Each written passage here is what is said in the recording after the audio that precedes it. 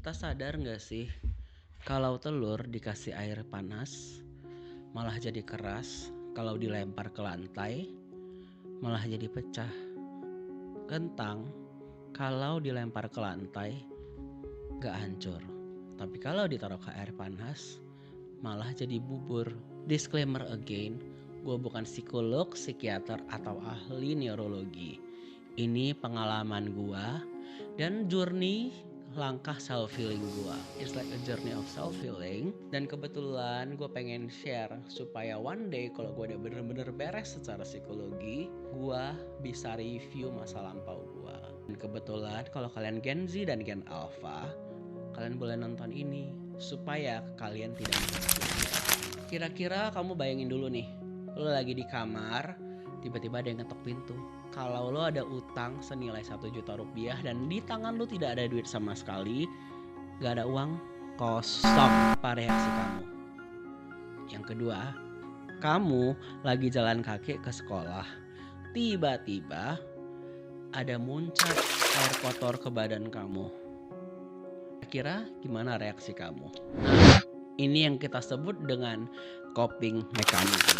Setiap orang punya coping mechanism yang berbeda, dan 1 juta bagi setiap orang juga beda. Ada orang yang kalau ada masalah dia fokus ke problem dan masalahnya dan dia stres. Ada orang yang fokus ke solusi. Jadi ketika dia ada masalah dia cari solusi. Yang kedua, ada jenis orang yang avoiding mechanism. Jadi dia suka lari dari kenyataan dengan cara pergi minum, nongkrong sama teman. Pokoknya dia lari dari kenyataan. Yang paling objektif, contohnya kalau kamu lagi dimarahin mama kamu nih, kamu fokus ke masalah, kamu cari solusi, atau kamu malah lari ke rumah teman kamu dan kamu lari dari masalah kamu. Yang ketiga, social coping focus. Jadi kamu keliling dan cari pembenaran. Yang keempat, kamu belajar dari masalah ini atau kamu belajar dan mencari tahu kesalahan kamu, atau kamu mencari alasan dan juga menyalahkan orang dan menyalahkan keadaan. Jadi ini 4 hal, semuanya ada kiri dan ada sudut kanan. Itu semua terbentuk dari masa lalu kita. Itu semua ada istilah psikologis. Cuman gue gak ngerti bahasnya dan itu bukan cakupan gue. Dan ini semua berdasarkan pengalaman gue. Dan gue nyesel kenapa dari awal gue gak tahu ada yang namanya coping mechanism. 15 tahun hidup gue terbuang karena coping mechanism gue yang salah. Ketika gue dibully gue malahan sedih. Ketika gue gak ada uang gue malahan diam.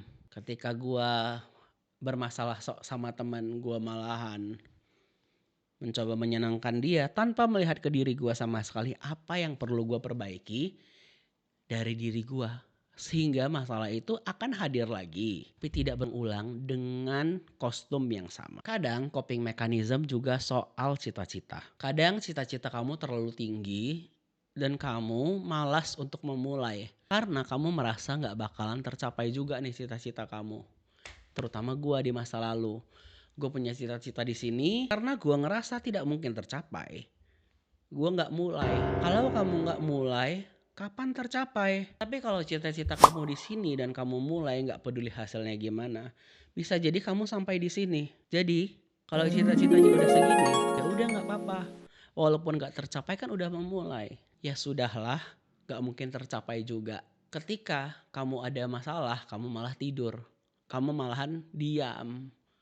Malahan gak mau tahu dan membiarkan waktu berlalu begitu aja. Jadi ada baiknya kita kalau ada masalah kita gak lari dari kenyataan. Walaupun kadang boleh kita itu istirahat dari masalah kita. Instead of kita keliling-keliling cari pembenaran secara sosial, orang di sekeliling kita untuk membantu masalah kita. Kita tanya apa yang harus kita perbuat. Daripada menyalahkan keadaan, kita analisa apa yang harus kita perbaiki di diri kita. Ini pengalaman gua dan pesan untuk diri gua sendiri. Tapi kalau teman-teman bisa merasa bahwa ini membantu teman-teman mencapai mimpi teman-teman, ya why not? Kebetulan gua mau mulai karir gua sebagai penyanyi indie, sebagai vlogger, dan memulai skincare business gua.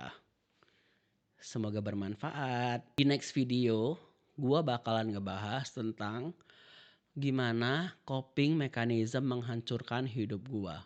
Karena coping mechanism yang salah. Sehingga Gen Z dan Gen Alpha tidak perlu menunggu begitu lama untuk mengejar mimpi kalian. Well, di tahun sekarang usia 39 juga udah nggak tua sih. Karena medis, anti-aging, semuanya begitu maju. Kita nggak usah takut tua lah. Selama kita bisa menjaga diri dan olahraga, kesehatan itu akan bisa tetap terjaga dan kita tetap akan prima mencapai mimpi kita. Anti-aging juga udah keren. Cuman kalau kamu bisa nyenengin mama kamu sekarang, nenek kamu sekarang, papa kamu sekarang, atau mbok kamu sekarang yang jaga kamu pas kecil, kenapa harus nunggu? Sarang yo.